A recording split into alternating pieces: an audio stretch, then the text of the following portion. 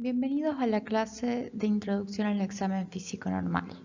Recuerden que los contenidos de esta clase deben complementarlos con la guía teórica del trabajo práctico y los materiales sugeridos por la cátedra.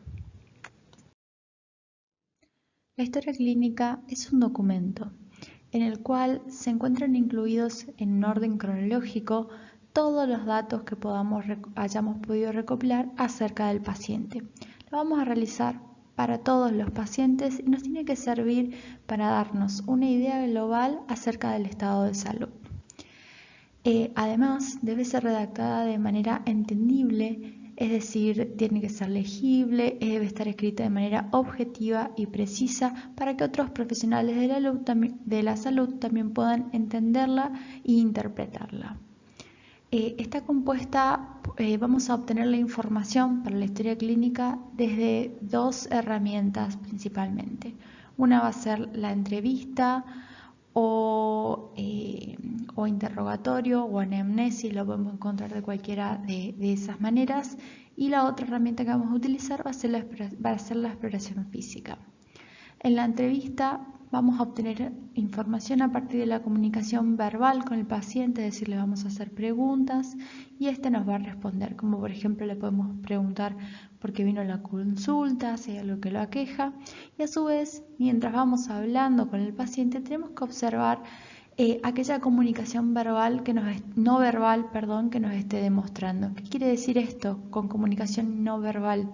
Vamos a observar las expresiones, los gestos que está haciendo, por ejemplo, si parece nervioso, si dudamos de lo que nos está diciendo, si comprende lo que le estamos explicando. Bien, todo eso dentro de la entrevista. Ahora, dentro de la exploración física, tenemos que no siempre va a ser igual. Va a ir variando dependiendo del tiempo que dispongamos. Por ejemplo, si estamos dentro de un servicio de urgencias, seguramente vamos a tener menos tiempo para hacer la exploración física que si estamos en un consultorio. Bien, también va a depender de la sospecha clínica que tengamos. Por ejemplo, si llega un paciente con una obstrucción de las vías aéreas, lo primero que voy a hacer va a ser inspeccionar cuidadosamente la cavidad oral, por ejemplo, para ver si hay algún objeto extraño que esté obstruyendo el flujo de aire. Bien, voy a hacer eso, por ejemplo, voy a priorizar esa exploración antes que, por ejemplo, tomar el peso al paciente o medir la talla o calcular, no sé, un índice de masa corporal. Bien, entonces la exploración física va a ir variando. De todas formas, la podemos dividir a sus componentes en tres grandes grupos. Podemos dividirla en los signos vitales, en la evaluación del estado general y en la evaluación del estado nutricional. Bien, en cuanto a la evaluación del aspecto general o estado general del paciente, va a hacer referencia a la apariencia que nos ofrece ese paciente, por ejemplo, cómo camina, el estado de conciencia, etc. Bien, en cuanto a la evaluación del estado nutricional, no solo nos va a interesar el peso, sino que hay otros indicadores del estado nutricional, como puede ser, por ejemplo, el pelo, la piel. Bien. Y por último, pero no menos importante, tenemos la evaluación de los signos vitales. Vamos a definir como signos vitales a todos aquellos que nos informan que hay vida en el individuo y por lo tanto se pierden cuando el individuo muere. Bien, ¿cuáles son los signos vitales? Son 4. Bien, la presión arterial, el pulso, la temperatura y la frecuencia respiratoria. Bien, todo esto vamos a evaluar dentro de la exploración física. El examen físico del paciente se lleva a cabo mediante lo que se denominan maniobras semiológicas. En esta diapositiva podemos ver un modelo de registro de exploración física. Es muy importante que en todas las fichas que completemos para registrar la exploración del paciente siempre queden muy bien definidos toda la información personal o los datos personales del paciente. Bien, es decir, el nombre, la fecha en la cual estoy llevando a cabo la exploración, DNI, en caso de que sea necesario, la fecha de nacimiento, el sexo, la edad. Esto nos va a dar también mucha información acerca del paciente. Domicilio, acá es muy importante que cuando pongamos el domicilio, pongamos el domicilio real en el cual el paciente está viviendo al día de la fecha. Bien. no importa cuál sea el domicilio del DNI o que sean diferentes, ¿bien? ¿Por qué es esto? ¿Por qué necesitamos el domicilio real? Porque si el paciente se retira del servicio, pero nosotros necesitamos volver a contactarlo, tenemos que ir a buscarlo, tenemos que saber en qué lugar lo vamos a encontrar, que va a ser su domicilio actual real, ¿bien? Un número de teléfono también para poder contactarlo, localidad, provincia, todo esto del lugar obviamente donde está viviendo actualmente, estado civil, ocupación. Bien, y acá tenemos como último alumno evaluador, porque en este caso este es un modelo que nosotros utilizábamos en el trabajo práctico donde ustedes hacían la evaluación, la exploración física hacia un compañero. Bien, entonces ahí en alumno evaluador ponían su nombre, pero en general va a ir el nombre del profesional que esté llevando a cabo la exploración. Bien, y después tenían toda una serie de ítems, bien, que hacían a la exploración física. Todos estos ítems son distintas maniobras o parámetros que vamos a estudiar dentro de la exploración física. Bien, esto es a modo de guía. Ustedes el día de mañana en el ejercicio de la profesión van a seguir muchos de estos pasos y tal vez algunos lo van a ir modificando o adecuando a sus necesidades. Bien. Acá vemos con más detalle lo que les estaba diciendo. Bien, todos los parámetros que podemos llegar a evaluar o parámetros sugeridos que evaluamos nosotros en el trabajo práctico de exploración física. Bien, como actividad para el trabajo práctico virtual, ustedes van a tener que realizar una exploración física, bien, sobre un paciente. Ese paciente pueden ser ustedes mismos o puede ser alguna otra persona que les quiera colaborar y van a llevar a cabo todas estas maniobras y todas estas mediciones en la medida de lo que puedan realizar dentro de sus hogares y van a tener que completar un formulario poniendo todos los resultados.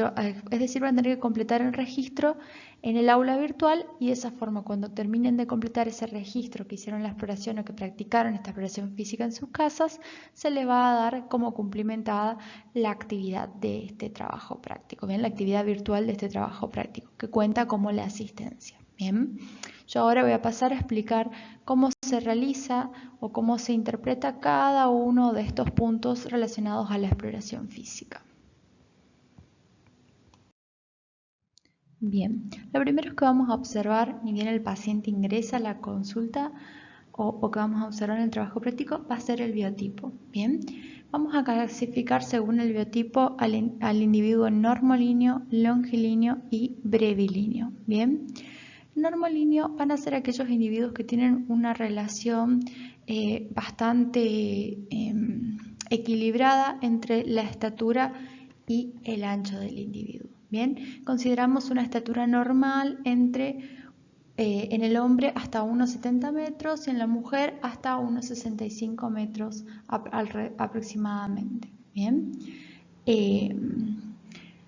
fuera del normolíneo vamos a tener los brevilíneos que tienen una estatura menor y son un poco más anchos, bien, la longitud de los hombres es un poco mayor, y el longilíneo que es más bien más alto que ancho. Bien, la estatura suele ser superior a la normal. Esto lo vamos a observar de manera visual únicamente, no es que hacemos la medición para determinarlo, sino que ni bien ingresa el paciente, nosotros de manera general observamos y clasificamos al individuo. Bien, en segundo lugar vamos a evaluar las fases. Bien, en este caso vamos a estar evaluando el lenguaje corporal, es decir, ese lenguaje no verbal que yo ya les había estado nombrando anteriormente, que lo vamos a evaluar durante toda la entrevista. El paciente en general no debe darse cuenta que lo estamos evaluando y acá interviene mucho el ojo clínico del médico que está observando. Lo que el paciente no dice y cómo gesticula nos da mucha información. Por ejemplo, si veo que está ansioso, seguramente hay una noticia que quiere o no quiere escuchar que nosotros les demos. Si está triste, vamos a tener que evaluar dedicarle más tiempo. Si vemos que ingresa de buen humor o sonriente a la consulta, probablemente viene únicamente por un control y no tiene nada puntual que lo aqueje. Bien, si vemos, por ejemplo, que ingresa y se está tocando la cabeza o hace algún gesto como de dolor y bueno, probablemente en ese caso sí tiene alguna molestia o le duele o tiene una cefalea. Bien, todo eso nos va a ir indicando qué es lo que puede estar pasando, por qué puede haber llegado nuestro paciente. Bien. Al momento de registrar las fases, lo que hago es describir o poner lo que yo vea. Puedo poner ansioso, triste, expresivo, inexpresivo, indiferente. Lo que ustedes vean en el paciente van a notar en una o dos palabras lo que estén observando. Bien, recuerden que la historia clínica tiene que ser puntual y objetiva. Bien, en cuanto a la actitud o postura, va a depender de cómo se encuentra el paciente al momento del examen. Si se encuentra de pie o sentado, lo normal es que esté erecto, sentado de manera correcta o parado de manera correcta. En caso de no ser así, van a tener que describir con una o dos palabras cómo se encuentra, en qué posición se encuentra el paciente. Bien, en el caso de estar acostado, vamos a decir que el paciente está decúbito. Bien, esto es la palabra técnica para decir que el paciente se encuentra acostado. Bien, dentro del decúbito vamos a poder clasificarlo en supino, prono o lateral. ¿Qué es esto? Decúbito prono, bien, va a ser cuando el paciente se encuentra acostado boca abajo. Bien, decúbito lateral cuando se encuentra sobre su costado y decúbito dorsal o supino cuando se encuentra boca arriba. Bien, además el decúbito puede ser no obligado o obligado. Bien, voy a decir que el paciente está en decúbito obligado cuando se coloca o adopta esa posición, ya sea por voluntad propia o no, con el fin de atenuar sus síntomas. Entonces el paciente se ve obligado, bien porque tiene algo que le aqueja, a asumir la postura de cúbito, bien, a estar acostado. En el caso de ser no obligado sería lo normal, bien. Y además el decúbito, sobre todo el decúbito obligado, nos va a interesar mucho si es activo o pasivo, bien.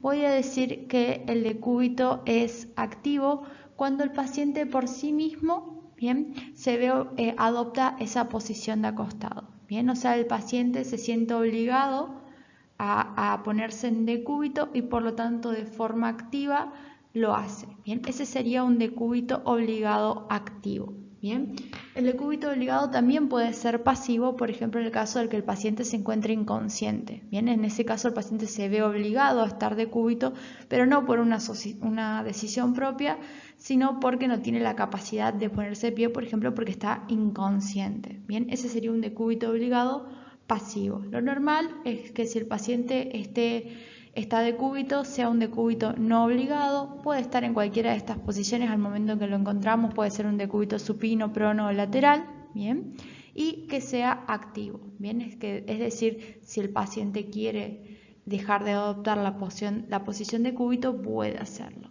bien.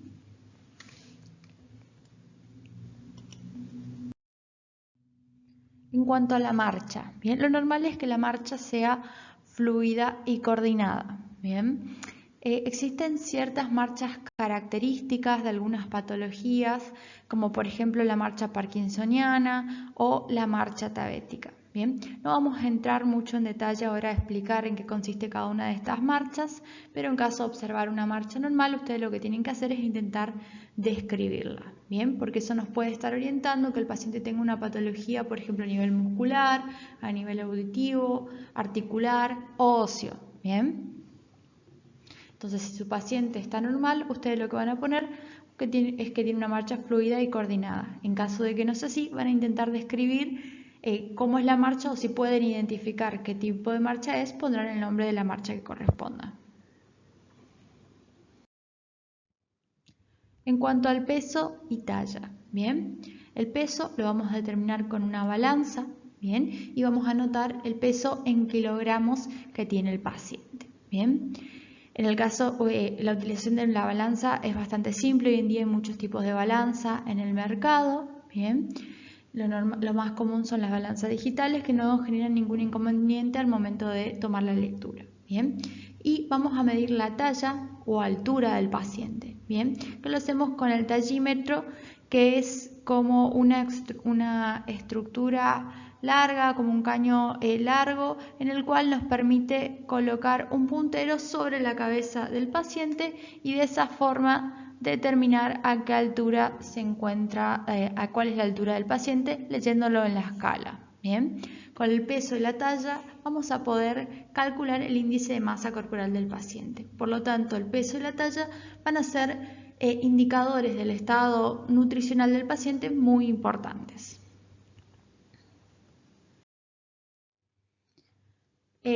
Talla circunferencia de muñeca. Bien, ¿cómo vamos a determinar esto? Vamos a hacerlo por medio de una relación, bien, que es dividir la talla por la circunferencia de la muñeca, bien, ambos valores tomados en centímetros, bien.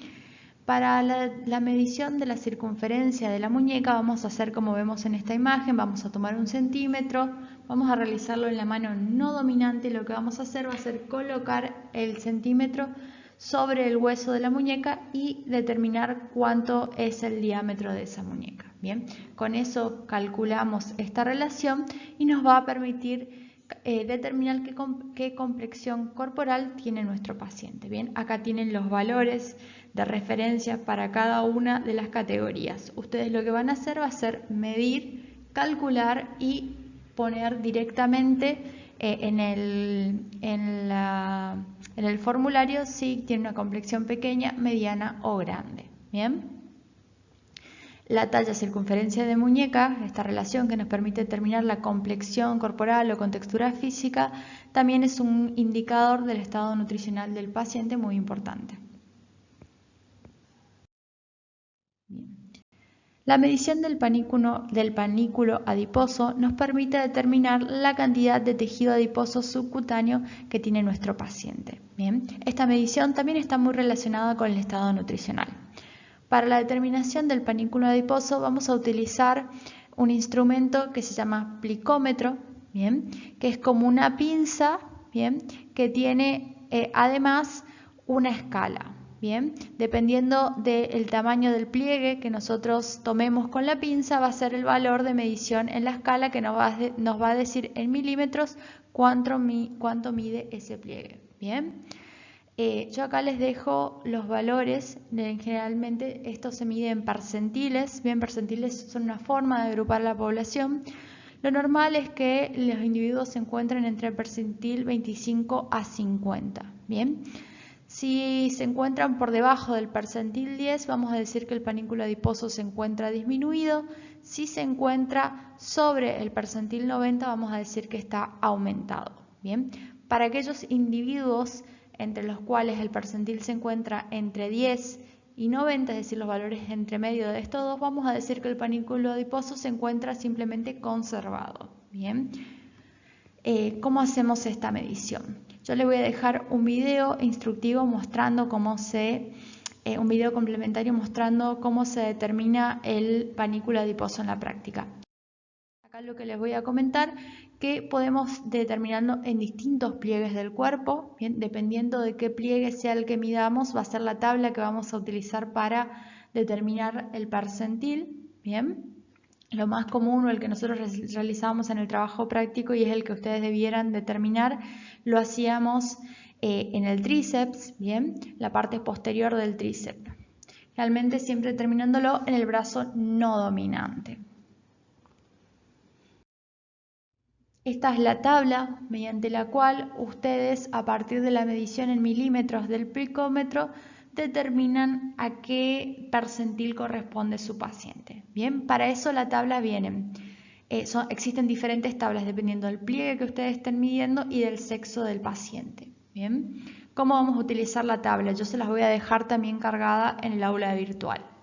Van a tener de un lado la edad del paciente. Bien, acá si ustedes ven los rangos van por ejemplo de 2 a 13 y de 3 a 14, es decir el 13 se repite en dos rangos. Bien, ¿cómo voy a interpretar esto? Si el paciente hace menos de 6 meses que cumplió 13 años va a corresponder al grupo arriba.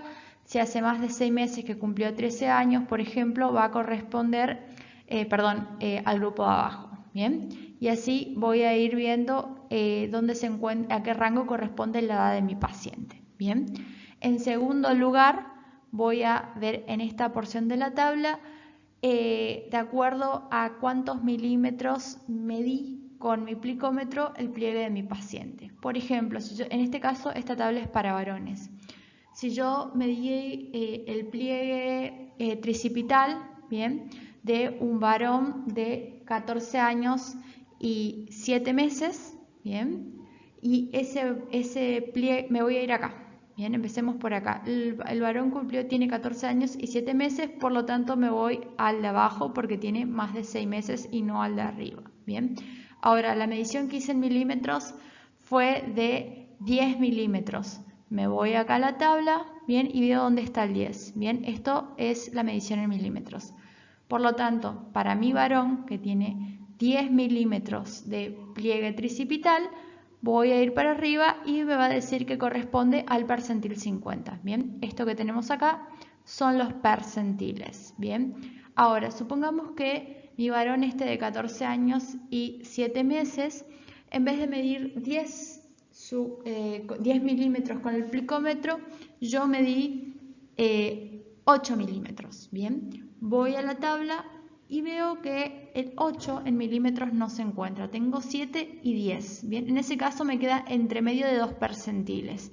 ¿Cómo voy a decir esto? Voy a decir que mi paciente expreso el resultado de mi paciente diciendo que el paciente se encuentra entre los percentiles 25 y 50. Bien, ese va a ser el resultado de mi paciente.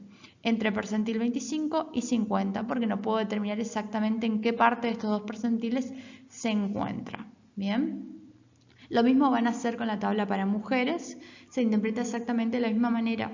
Bien, ustedes si no tienen un plicómetro, bien, no, en sus casas, que es raro que lo tengan, lo que van a hacer es tomar un valor aleatorio en milímetros que ustedes consideren que puede llegar a ser el pliegue de su paciente y van a entrar en la tabla y informar algún valor. Bien, ahí van a tener que inventar ustedes, buscar un valor ficticio y buscarlo en milímetros, buscar en la tabla a qué percentil corresponde y de esa manera van a completar la exploración física del paciente. Bien. Temperatura. Bien, existen muchos tipos de termómetros en el mercado. Siempre lo recomendable es luego de utilizar un termómetro en el paciente es agarrar y desinfectar la punta siempre antes de ir a utilizarlo en otro. Bien. Como ustedes ven en las imágenes, tenemos distintos tipos de termómetro y además podemos medir la temperatura en distintas partes del cuerpo. Bien. Generalmente vamos a tomar una temperatura axilar normal, como la temperatura entre 36 a 37,5 grados centígrados aproximadamente. Si el paciente tiene una temperatura entre 37,6 a 38 grados centígrados, voy a decir que tiene febrícula, y si tiene una temperatura mayor a 38 grados centígrados, voy a decir que tiene fiebre. Bien, ustedes en este caso, si tienen un termómetro, van a realizar la medición y si no, ponen un valor aleatorio que a ustedes les parezca. Bien.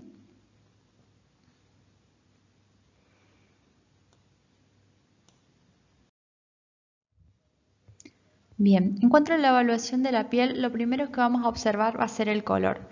Por ejemplo, vamos a ver si hay un color blanco, moreno, si tiene un color rojizo, violáceo. Esto puede ser un color tanto normal o anormal. Bien, en el caso del color vamos a informar el color que nosotros veamos. Bien, yo les voy a dejar a ustedes para que ahí completen o elijan algunas opciones. Por ejemplo, el color extremadamente blanco nos puede estar hablando de alguna palidez. Un color muy rojo puede ser que la piel esté inflamada o eritematosa. Un color violáceo, azulado, puede ser, por ejemplo, que esté cianótico. Puede indicar, por ejemplo, un problema de circulación. Bien. Pigmentación. Bien, en el caso de la pigmentación vamos a indicar si se encuentra presente o ausente. Hablamos de pigmentación presente cuando hay una pigmentación anormal, o sea, diferente a la pigmentación normal de la piel. Por ejemplo, vamos a decir pigmentación presente en un paciente que tiene ictericia, que vamos a tener el pigmento bilirrubina en grandes cantidades en la piel. Bien. En el caso de que no observemos ni una pigmentación anormal, decimos ausente. Bien. Humedad. vamos a hablar de humedad conservada o no conservada.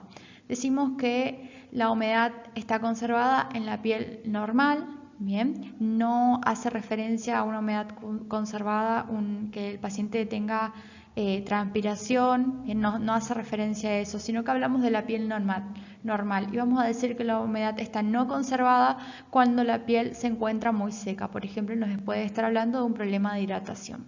Bien. Turgencia, vamos a hablar de turgencia conservada o no conservada. Bien. Para evaluar la turgencia de la piel, lo que hacemos es tomar un pliegue de la piel entre el dedo índice y el dedo gordo y levantarlo. Bien. Luego esperamos unos segundos y vemos si ese pliegue desciende y vuelve a su posición original. En 2 segundos decimos que la turgencia está conservada. En caso de no hacerlo, hablamos que la turgencia no está conservada y nos puede estar indicando una deshidratación. Bien. Yo esta maniobra se la voy a dejar en video para que ustedes después las puedan consultar y las puedan ver. Movilidad. Bien, para evaluar la movilidad de la piel, lo que hacemos es levantar una porción de la piel e ir caminando con los dedos, levantando distintas porciones de esta. Bien. Si la movilidad está conservada, decimos conservada, y si no, decimos no conservada. ¿En qué casos vamos a tener una movilidad no conservada? Principalmente se afecta cuando tenemos enfermedades del colágeno, no son enfermedades muy comunes. Bien. Temperatura. Esto lo vamos a relacionar con la temperatura que haya tenido el paciente. Si el paciente tenía una temperatura normal, la temperatura de piel va a ser normotérmica. Bien, acá vamos a elegir entre estas 3 opciones: normotérmico, hipotérmico o hipertérmico, dependiendo si la temperatura está normal, disminuida o aumentada. Bien, eso lo vamos a elegir según la temperatura que hayamos medido con el termómetro. Grosor de la piel puede ser fina, normal, gruesa. Bien. Para que ustedes se hagan, eso lo van a ir viendo a medida que vayan revisando varios pacientes. Generalmente para determinar la piel lo que se hace es tocar con el dedo índice y el dedo gordo entre el pliegue que hay entre estos 2 dedos. Bien, yo como les digo, les voy a dejar las maniobras en video para que ustedes después las puedan ver. Para que ustedes se hagan a la idea, en la medición de grosor decimos que una piel es gruesa, bien, en la piel de los pacientes con síndrome de Down. El resto de los individuos suelen ser normales y por ahí en las personas ancianas podemos llegar a tener pieles más delgadas. La elasticidad, vamos a hablar de una elasticidad conservada o no conservada. Bien. También les voy a dejar la maniobra para determinarla en video. Bien. Hablamos de elasticidad conservada en la mayoría de los pacientes. No la solimos medir en los ancianos porque por un problema de envejecimiento generalmente la elasticidad de la piel con el envejecimiento se va perdiendo. Bien, y para determinar la elasticidad lo que hacemos es estirar la piel y ver si vuelve a su posición original. En caso de que no lo haga, decimos que la elasticidad está no conservada. Bien. Higiene. Acá vamos a poner conservada o no conservada de acuerdo a la higiene de la piel que veamos en nuestro paciente. Bien. Y lesiones. Esto en el caso de que haya alguna lesión, lo que tenemos que hacer es describirla. Bien, acá les dejo algunas imágenes, por ejemplo, para mostrarles cómo podríamos completar algunos ítems en cuanto a la descripción de la piel. Por ejemplo, en la primera imagen tenemos una mujer quemada por el sol. En este caso nos va a interesar decir que el color es un color rojizo. Seguramente la piel va a estar caliente, bien. Pero si bien tiene un color rojizo, vamos a decir que los pigmentos se encuentran ausentes. Bien. En este caso podríamos decir que el color de la piel es rojiza o eritematosa. Bien. Acá tenemos una mujer que se encuentra con una ictericia. En este caso vamos a decir que hay pigmentos presentes en la piel y vamos a especificar qué pigmento. En este caso sería la bilirrubina. Bien.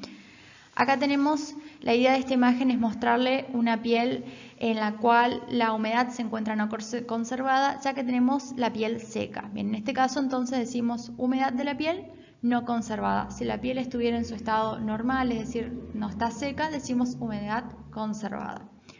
Y en lo tercero que les muestro acá, esto se llama signo del pliegue. Bien, la maniobra con la cual evaluamos la humedad de la piel Bien, perdón, la turgencia de la piel se llama signo del pliegue. Bien, ¿qué es lo que hacemos? Tomamos entre el dedo gordo y el dedo índice un pliegue de piel, lo levantamos y lo soltamos. Si el pliegue vuelve rápidamente dentro de los 2-3 segundos a su posición original, decimos que la turgencia está conservada y caso contrario decimos que está no conservada. Bien. Como les digo, esto puede ser, por ejemplo, la razón en la cual la turgencia no se encuentra conservada puede ser, por ejemplo, una deshidratación. Bien. Ustedes de esta manera, así como les voy mostrando con estas imágenes, yo les voy a dejar todos los ítems que ustedes pueden evaluar en la piel y ustedes van a ir completando uno por uno lo que vean en su paciente, de acuerdo a los estándares que yo les expliqué. Bien, en cuanto a las mucosas vamos a evaluar el color. Vamos a decir que la mucosa es normocoloreada cuando tiene un color rosado, bien, y si está más clara o más oscura va a ser hipocoloreada o hipercoloreada. Es un poco difícil describir los colores, eso ustedes a medida que vayan evaluando más y más pacientes se van a ir haciendo el ojo clínico y van a poder distinguir entre una y otra, bien. Ahora lo vamos a hacer de manera general para que ustedes se vayan introduciendo únicamente en estos temas. ¿Bien? En cuanto a la humedad, ¿bien? Vamos a decir que son normohídricas, hipohídricas o hiperhídricas. ¿Bien? Hipohídricas cuando la mucosa está seca. Por ejemplo, si vemos la mucosa del ojo y el ojo está seco, vamos a decir que está hipohídrica.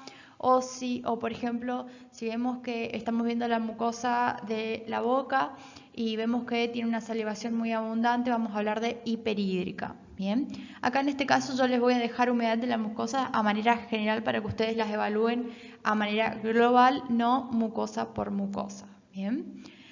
En cuanto a la pigmentación, es lo mismo que en la piel, vamos a hablar de presente o ausente. Y en el caso de haber alguna pigmentación extraña presente, vamos a tener que decir o intentar decir de qué pigmento se trata. En cuanto a las lesiones, en el caso de haber lesiones en la mucosa, vamos a intentar describirlos. Generalmente las lesiones en las mucosas están muy relacionadas con enfermedades de tipo infeccioso. ¿Bien? Acá abajo les dejo algunos ejemplos. Por ejemplo, acá vemos una mucosa de la boca donde tiene un color rojizo bastante intenso. Bien, en este caso podríamos decir que está hipercoloreada. Esta imagen que vemos acá era una imagen que intentaba mostrar un ojo seco. Bien, vemos que está rojizo, o sea, está hipercoloreado. Y podríamos decir por la falta de brillo que tiene el ojo en esta imagen que es hipohídrico. Bien. Igual ustedes no, como les digo, no les voy a dejar para que evalúen mucosa por mucosa, sino que pongan un valor, una respuesta en general para todas las mucosas, ¿bien? Y así sucesivamente. Por ejemplo, acá tienen una lesión en la mucosa, bueno, en este caso podrían describir cómo es esa lesión. El pelo, bien.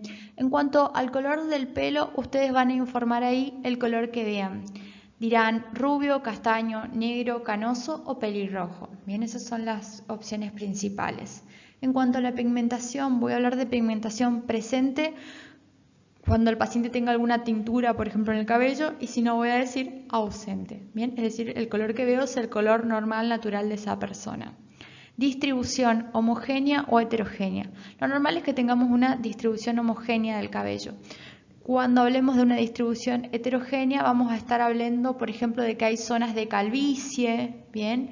La distribución homogénea puede ser, por ejemplo, la calvicie puede ser generada, por ejemplo, por estrés, puede ser por enfermedades inflamatorias crónicas como lupus, puede ser por infecciones con hongos, bien, todo eso puede generar una distribución heterogénea, en el cabello, bien. En cuanto a la cantidad, vamos a clasificarlo como abundante, escaso o moderado, bien. En cuanto, eso va a ser de acuerdo a la cantidad que ustedes vean aproximadamente, bien. Obviamente esto es un valor bastante subjetivo. Textura suave, áspera, de acuerdo a lo que ustedes sientan o perciban. Grosor, fino o grueso, nuevamente de acuerdo a lo que ustedes perciban. Implantación, vamos a hablar de implantación fuerte o débil, ¿bien? ¿Cómo evaluamos esto? Lo que hacemos es tomar un pequeño mechón de cabello, muy pequeño, y sin hacer fuerza prácticamente estiramos ese mechón de cabello. Si vemos que algunos pelos se sueltan de ese mechón, bien, vamos a decir que la implantación es débil porque muy fácilmente se desprenden del cuero cabelludo. Caso contrario, decimos que la implantación es fuerte, bien. Higiene, vamos a poner nuevamente de acuerdo a la higiene que nosotros observemos, conservada o no conservada, bien. Acá les dejo algunos ejemplos. Por ejemplo, en el caso de esta mujer, vamos a poner el color que vemos. Bien, en este caso el color es un color rojizo, vamos a decir que el color que vemos es pelirrojo. Pigmentación presente, pareciera que fuera la pigmentación de una tintura, ese color rojo que tiene ese color pelirrojo que tiene esta persona. Entonces en pigmentación decimos presente, bien, en este caso tintura. Distribución del pelo, y pareciera en este caso que tuviera una distribución homogénea, parece que tuviera una cantidad abundante, textura suave, un grosor, me da la sensación a mí de un pelo grueso, pero no puedo decirlo por la imagen. Implantación, obviamente en la imagen no podemos saber, y higiene diríamos en este caso, por lo que parece, conservada. Bien, acá vemos otra imagen de otra persona. Bien, en este caso el color diríamos castaño, podría ser castaño o negro, pigmentación ausente, distribución heterogénea, vemos que tenemos zonas de calvicie, cantidad diría escasa a moderada, textura no podría decirlo, grosor pareciera un pelo fino, implantación tampoco podemos saberlo, y higiene pareciera dentro de todo conservada. Bien, y así también podemos hacerlo, por ejemplo, con esta tercera imagen que vemos acá. Ya no voy a volver, pero les queda a ustedes si quieren utilizarla para practicar, pero más o menos así es como podrían informar los distintos parámetros en relación al pelo. Bien. Uñas. En el caso de las uñas vamos a informar la forma. ¿Qué forma ponemos? La que nosotros veamos. Bien, podemos decir rectas, dobladas, en forma de cuchara. Bien, vamos a intentar describir con una o dos palabras la forma que nosotros veamos en las uñas de nuestro paciente. Obviamente la forma es muy variable. Color, lo normal es que sean transparentes, o si hay alguna pigmentación, ponemos pigmentación y decimos qué color estamos viendo. Por ejemplo, acá si tiene pintura de uñas no vamos a poder ver el color real de la piel y de la uña, por ejemplo, y podríamos poner pigmentación, pintura de uñas. Bien. Configuración lisa o rugosa. Lo normal es que sea lisa. Bien, el caso de la uña rugosa es como vemos acá en imagen, que tiene como todas estas rayitas transversales. Entonces nosotros vamos a tocar con la pulpa del dedo y vamos a sentir toda esa rugosidad. Eso está muy asociado con la anemia. Bien, entonces si vemos esa configuración vamos a decir que la uña es rugosa. Llenado capilar. Bien, esta maniobra se las voy a dejar también mostrando en video. Consiste en oprimir la punta del dedo, o sea, la punta del dedo, agarramos esto y lo apretamos y después lo soltamos. Bien, cuando nosotros apretamos esto queda todo blanquecino y cuando soltamos se vuelve a llenar con sangre. Bien, por eso se llama llenado capilar. Si ese llenado capilar es rápido, demora 2 segundos o menos, decimos que el llenado capilar es normal, y si no, vamos a decir que el llenado capilar es anormal. Nos puede estar indicando también anemia. Bien, y lesiones. En el caso de observar lesiones, vamos a describir esas lesiones como en el caso de la piel o el pelo. Bien, como en el caso del piel o las mucosas. Por ejemplo, acá vemos una uña que pareciera atacada por hongos. En este caso podríamos describir lo que veamos en esta lesión. Bien. Por ejemplo, en esta primera uña, si yo quisiera describirla, diría que la forma es redondeada, bien, la pigmentación es transparente, tiene una configuración rugosa, el llenado capilar no puedo saber, bien, porque no puedo realizar la prueba, no lo puedo saber desde acá, pero y en cuanto a lesiones no posee ninguna, así que ahí puedo poner ausentes o directamente no describo nada, bien. Acá tenemos otra uña, ustedes también pueden intentar describirla. Forma, yo diría que tiene como en forma de cuchara, bien. Color transparente hasta ligeramente amarillentas. Configuración, yo veo liñitas transversales, así que diría que es una configuración rugosa. Llenado capilar, no puedo decir. Y lesiones, en realidad esto no son lesiones, sino que es la forma propia de la uña, así que tampoco tengo lesiones para describir. Bien, y les queda esta tercera imagen si ustedes quieren utilizarla para practicar.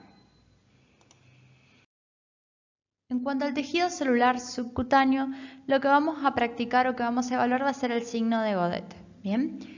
¿Qué evalúa esto? Evalúa la presencia de edema, es decir, la acumulación de líquido en el intersticio.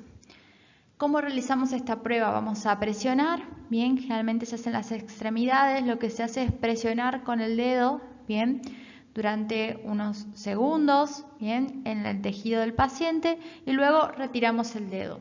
Si queda la huella, es decir, y el tejido no vuelve a su posición original, es porque tenemos un signo de Godet positivo y ese paciente se encuentra infiltrado, bien, es decir, ese paciente tiene edema, bien. En el caso de tener Godet, el Godet lo podemos informar como positivo o negativo. Algunos al Godet positivo también le ponen una escala de más o menos cruces, pero es muy subjetivo.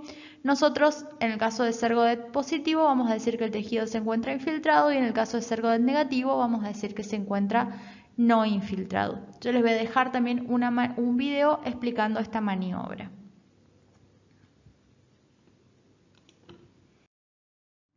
Bien, ahora vamos a hablar de la presión arterial. La técnica de medición de la presión arterial ustedes ya la deben haber visto en otra asignatura, ¿bien? Ahora la vamos a repasar y además les voy a dejar un video, ¿bien? Como recomendaciones, siempre es recomendable que el paciente esté unos 5 minutos en reposo previo a la medición, que no ingiera café, alimentos o fume hasta unos 30 minutos antes. Siempre, o lo ideal es medir la presión arterial en ambos brazos y nos vamos a quedar con el mayor valor que obtengamos. Bien, el paciente preferentemente tiene que estar sentado, derecho, con los pies apoyados en el piso y la espalda en el respaldo de la silla. El brazo debe estar a la altura del corazón y apoyado sobre la mesa. En el caso que el paciente no pueda mantenerse sentado, podemos hacer la medición con el paciente acostado. ¿Bien? En cuanto al procedimiento, lo que vamos a hacer va a ser colocar el brazalete, ¿bien? Y lo vamos a ajustar hasta que únicamente puedan entrar 2 dedos, ¿bien?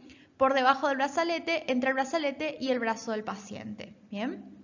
Una vez que hacemos eso, lo que vamos a hacer, este brazalete tiene que colocarse unos 2 centímetros sobre el pliegue del codo, bien, esa es más o menos la altura a la que lo colocamos y con la línea, con la flecha de medición que suele tener acá el brazalete orientado hacia la arteria, bien. Luego de eso lo que vamos a hacer o lo que se prefiere hacer es buscar el pulso, bien, con los 3 dedos medios de la mano, con el pulpejo de los 3 dedos medios de la mano. Y una vez que encontremos el pulso, vamos a comenzar a insuflar aire, ¿bien? Para que este brazalete se vaya cada vez llenando más de aire. Eso va a hacer que la presión vaya aumentando y esta presión va a ir aumentando, aumentando, aumentando hasta que llegue un punto en el cual no podamos sentir más el pulso, ¿bien? En ese momento insuflamos unos 15-20 milímetros de mercurio extra, ¿bien? Y lo que vamos a hacer va a ser retirar los dedos de la arteria y colocar el estetoscopio. Bien, en ese momento vamos a abrir la válvula de escape que tiene el manguito y el aire va a comenzar a salir. Vamos a escuchar por el estetoscopio distintos ruidos. Bien, el primer ruido que escuchamos va a corresponder a la presión arterial sistólica, luego vamos a escuchar un segundo, un tercer y un cuarto ruido y por último un quinto ruido que en realidad corresponde al cese del ruido, bien, no vamos a escuchar más nada y ese momento en el cual cesa el ruido vamos a considerarlo como la presión arterial diastólica. Bien, esto igual lo van a ver con mucho más detalle en el video que les estoy dejando.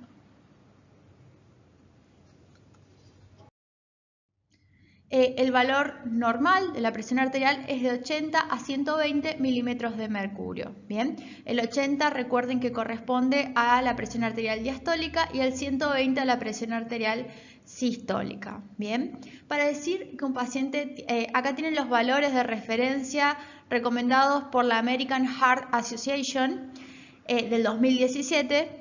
Y para nosotros, para decir que un paciente tiene hipertensión en estadio 1, tenemos que realizar por lo menos 3 mediciones, ¿bien? En días distintos dentro de una misma semana, ¿bien? Si en esas 3 mediciones obtenemos un valor de presión arterial mayor o en estos rangos que nos propone esta tabla, vamos a decir que el paciente tiene hipertensión en estadio 1. Bien, basta con que o la presión arterial o la presión arterial sistólica o diastólica esté aumentada para decir que estamos en hipertensión. Bien, en hipertensión estadio 1. No es necesario que ambas presiones estén aumentadas. En cuanto al pulso, el pulso lo vamos a determinar con los 3 dedos medios de la mano, apoyando el pulpejo, bien, de los dedos. El pulso lo vamos a determinar a partir de la colocación de los 3 dedos medios de la mano, apoyando el pulpejo sobre la arteria, bien. Una vez que coloquemos nuestros dedos de esta forma y empecemos a sentir el pulso, vamos a contar cuántos latidos hay en un minuto, bien. Si el pulso tiene una frecuencia regular, lo que podemos hacer es contar los latidos en 15 segundos y multiplicarlo por 4 o los latidos en 30 segundos y multiplicarlo por 2. También podemos ver en el caso de cuando tomamos el pulso en las extremidades, ver si el pulso es simétrico, por ejemplo, entre ambos brazos, ver la amplitud de la onda pulsátil, ¿bien? Los valores normales para el pulso son entre 60 a 100 latidos por minuto. Si tenemos un valor mayor, vamos a estar hablando de que el paciente tiene taquicardia y si no, vamos a decir, si el valor es menor a 60 latidos por minuto, vamos a decir que el paciente se encuentra bradicárdico o que tiene bradicardia. En cuanto a la frecuencia respiratoria, para determinar la frecuencia respiratoria vamos a contar las elevaciones del tórax, ¿bien? Generalmente es recomendable no avisar al paciente que estamos por contar o determinar su frecuencia respiratoria porque eso puede hacer que esta frecuencia el paciente la modifique de manera voluntaria, ¿bien? Generalmente lo que se hace es usar algún distractor, como por ejemplo decirle que le estamos por tomar el pulso, pero en realidad estamos contando la frecuencia de su respiración, ¿bien? El valor normal es entre 12 a 20 respiraciones por minuto, ¿bien? Si obtenemos un valor menor a 12, vamos a decir que el paciente tiene bradipnea o está bradipneico, ¿bien?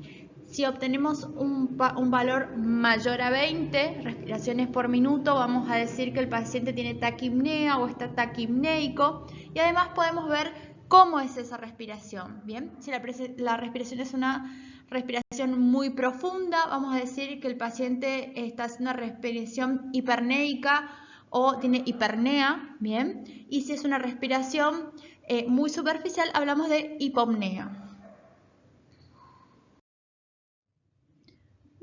Bueno, hasta acá llegamos con esta revisión. Ustedes en la cartilla, en la guía de trabajos prácticos, tienen más temas los cuales van a tener que estudiar, como por ejemplo, qué muestras podemos obtener de sangre, cómo las obtenemos, qué anticoagulantes usamos, ¿bien? Cuál es la función o cómo actúa cada uno de esos anticoagulantes, ¿bien? Van a ver algunos conceptos relacionados a bioseguridad, a mala praxis, ¿bien?